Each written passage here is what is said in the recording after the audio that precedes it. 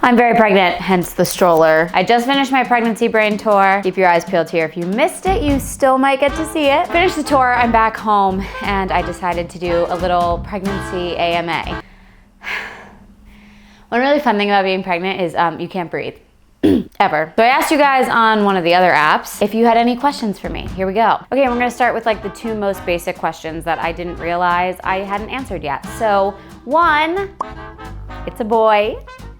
And two, he is due at the beginning of June. Everyone keeps telling me he's gonna be a Gemini, and I don't know anything about Gemini, so tell me in the comments if that's a good thing or a scary thing. How are you feeling? Depends on the day, depends on the hour, depends on the minute, okay? Sometimes I feel amazing. I'm like, I'm growing a person, I have energy, my skin is glowing, my nails are strong, and there are other days where like, even the thought of standing up brings tears to my eyes because I am so tired and uncomfortable and moody as hell. So let's just say overall, good.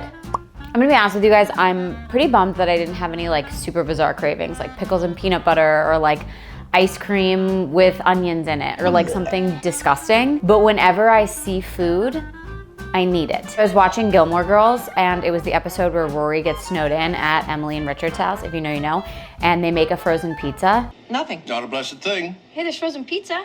How in the world did that get there? And I was like, I absolutely need to eat a frozen pizza right now. That's wonderful. See? So it's like that kind of thing. Touring pregnant was awesome. I loved it. There are always pregnant women in the audience, which was like super fun to like connect with them. But the hardest part about touring pregnant was honestly, I think the hardest part about pregnancy in general, which is exhaustion. And here's what's hard about it. Normally when you're tired, you're like, whatever, I'll just have another coffee. But you can only have so much coffee a day when you're pregnant. So like that on top of the tired, that was hard. So then being able to A, do anything past 8 o'clock at night, let alone stand on stage and deliver an hour's worth of comedy, I was pretty wiped out after a show. What's the most offensive thing someone has said to me while pregnant? I'm gonna be honest with you guys, everyone's been really nice. Like way nicer to me than they ever were when I wasn't pregnant. I keep forgetting that I'm like visibly incredibly pregnant. And so I'll like go out in public and people will be like, congratulations, when's your, and I'm like, how do they know? And then I'm like, that's how they know. Oh, what do I do to deal with my back pain? Complain about it.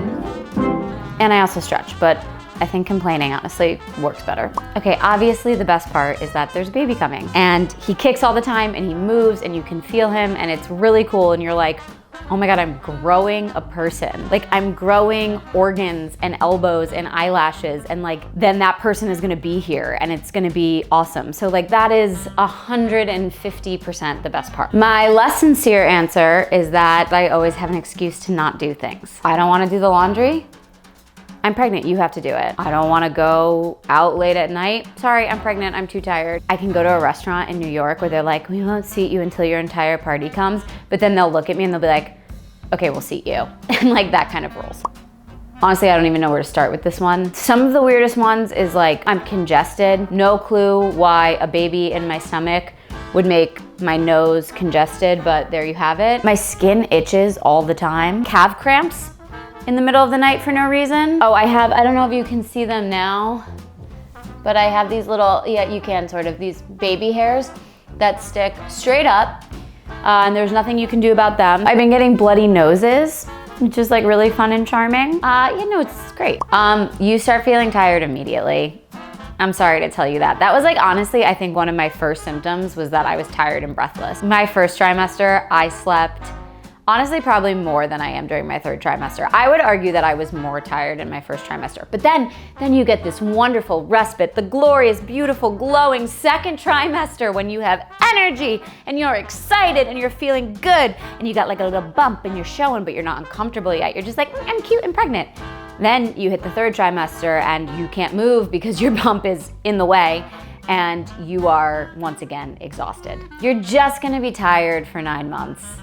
And it's really 10 months, to be honest, so this is rough. I thought one of the hardest parts of pregnancy was at the beginning when we weren't telling people. And obviously that's like a very personal choice, when you wanna tell people, how you wanna tell people. We didn't wanna tell anyone until we had told both sets of our parents. And so that was really hard because I just felt like I was harboring this secret. I kind of felt like I was leading this like double life of like, I am doing this really crazy thing right now and you have no idea. I bought ginger candies and like they sort of helped curb the nausea as much as anything could help. And so I was just like ginger candy to the face when I would hang out with people. In the beginning, people would be like, do you wanna go out for sushi? And I'd have to be like, I had sushi last night, so maybe we could do anything else. I don't know, I just felt like I was lying all the time.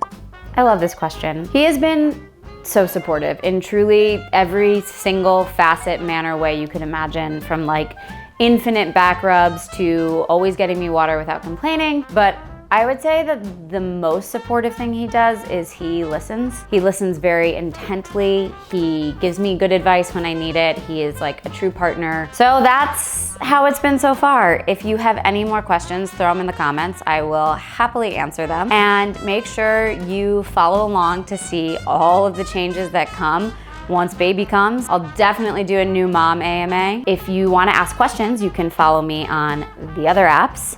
And you can also put them in the comments here and I will do my best to get to as many of them as I possibly can. So make sure you like, comment, subscribe, and like I said at the beginning, keep your eyes on this page. I have a pretty fun announcement coming soon.